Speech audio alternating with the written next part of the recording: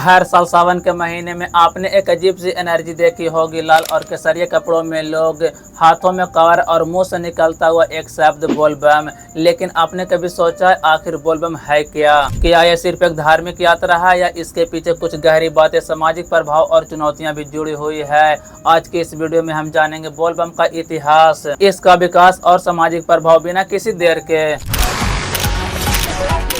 बोल बम का इतिहास बेहद पुराना और धार्मिक रूप से गहरा है। इस यात्रा का संबंध कांवड़ यात्रा से है, जो हर साल सावन के महीने में लाखों शिव भक्तों द्वारा की जाती है। लेकिन अब सवाल उठता है कि ये परंपरा आखिर शुरू कैसे हुई। प्राचीन ग्रंथों में, खासकर रामायण और शिव पुराण में इसका जिक्र मिलता है। माना जाता है कि भगवान राम ने भी गंगा जल लाकर शिवलिंग पर चढ़ाया था। असल में जब कोई भक्त गंगा नदी से जल भरकर पैदल चलकर किसी शिव मंदिर में चढ़ाता है तो वो कांवड़ यात्रा कहलाती है। और जब सारे भक्त शिव को जल चढ़ाते हुए जोर से चिल्लाते हैं बोल बम, तो नारा सिर्फ एक शब्द नहीं बल्कि भावना बन जाता है। बोल बम में बम का मतलब है बाबा भोलेनाथ यानी भगवान शिव, और बोल का मतलब है उन्हें याद करना, उन्हें पुकारना। और कांवर शब्द आया है उस लकड़ी की छड़ी से जिसके दोनों ओर जल के लोटे या कलश टांगे जाते हैं। सभी भक्त इसे कंधों पर रखकर लंबी लंबी यात्रा पूरी करते हैं और यात्रा के दौरान बिना किसी वाहन और आराम के चलती है। आज का यात्रा सिर्फ एक धार्मिक यात्रा नहीं बल्कि मास मूवमेंट बन चुका है। यूपी, बिहार, झारखंड,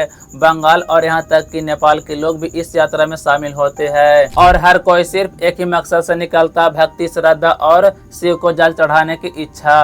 तो यह था बोल बम का इतिहास, एक धार्मिक भावना जो सदियों से चली आ रही है। लेकिन अब सवाल है कि क्या ये परंपरा उसी श्रद्धा के साथ निभाई जा रही है या समय के साथ इसमें कुछ बड़े बदलाव भी आए हैं। जैसे जैसे समय बदला है वैसे वैसे कांवड़ यात्रा का इतिहास भी कई गुना बढ़ चुका है। आज ये यात्रा सिर्फ एक धार्मिक यात्रा नहीं बल्कि लॉजिस्टिकल महायात्रा बन चुका है। सिर्फ उत्तर प्रदेश की बात करें तो वहाँ से 8 करोड़ लोग इस यात्रा में शामिल होते हैं। और यह संख्या इतनी बड़ी है कि किसी देश की पॉपुलेशन माने तो इंग्लैंड की पॉपुलेशन से भी ज्यादा है। और इतने करोड़ों लोगों को कुछ ही हफ्तों संभाल कर रखना बहुत बड़ा काम होता है। इतनी बड़ी संख्या में भक्तों को एक ही समय पर मैनेज करना न सिर्फ प्रशासन के लिए चुनौती है बल्कि लोकल पब्लिक इंफ्रास्ट्रक्चर पर भी दौड़ डालता है। योगी आदित्यनाथ ने कांवड़ रूट पर विशेष ध्यान देने का आदेश प्रशासनिक अफसरों को दिया है। सीएम योगी ने कहा है कि कांवड़ियों को, श्रद्धालुओं को, दर्शनार्थियों को किसी भी तरह की असुविधा नहीं होनी चाहिए। तो साफ दिखता है बोल बम यात्रा सिर्फ एक धार्मिक यात्रा नहीं बल्कि मास स्केल पब्लिक ऑपरेशन भी बन चुका है। अब सवाल यह है क्या इतनी बड़ी भीड़ सिर्फ श्रद्धा के लिए है या इसके पीछे कोई आर्थिक और सामाजिक असर भी है। जब करोड़ों लोग एक साथ एक रूट पर निकलता है तो सिर्फ आस्था ही नहीं बल्कि वहाँ की लोकल इकोनॉमी भी तेज हो जाती है। बोल बम यात्रा भले ही धार्मिक हो लेकिन हजारों लोगों के लिए यह रोजगार का अवसर भी बन जाता है। कई छोटे व्यापारियों के लिए सावन का महीना ज्यादा कमाई करने वाला टाइम होता है। एक आम चाय वाला हर दिन 500 रुपए कमाता है, वहीं सावन के महीने में 2000 रुपए से ज्यादा कमा सकता है। बोल बम में सिर्फ छोटे व्यापारियों ही नहीं बल्कि बड़े बड़े कॉर्पोरेट भी कमाते हैं, जैसे पानी, जूस कंपनियां, ड्रिंक्स और यहाँ तक कि मोबाइल नेटवर्क वालों को भी एक महीने में ज्यादा प्रॉफिट होती है। आस्था के साथ अगर इकोनॉमी एनर्जी जुड़ जाए तो पूरे समाज को हिलाने की ताकत रखता है। लेकिन जहाँ पैसा है वहाँ आएगी भीड़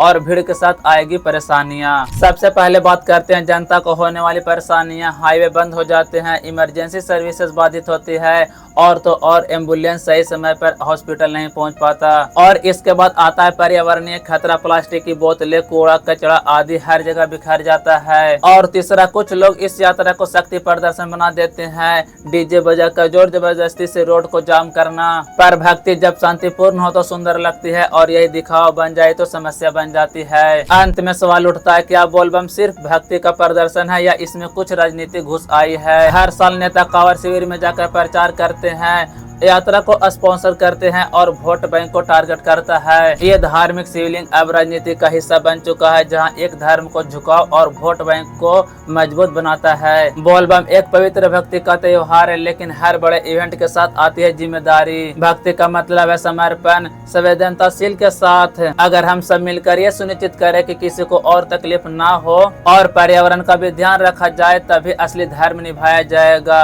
आपको क्या लगता है, बोल बम सिर्फ एक स्पिरिचुअल यात्रा है या इसमें कुछ सामाजिक और राजनीति परतें भी है? कमेंट करके जरूर बताइएगा। और अगर आपको ये वीडियो जानकारी पूर्ण लगा हो तो लाइक करें, शेयर करें और सब्सक्राइब करना ना भूलें।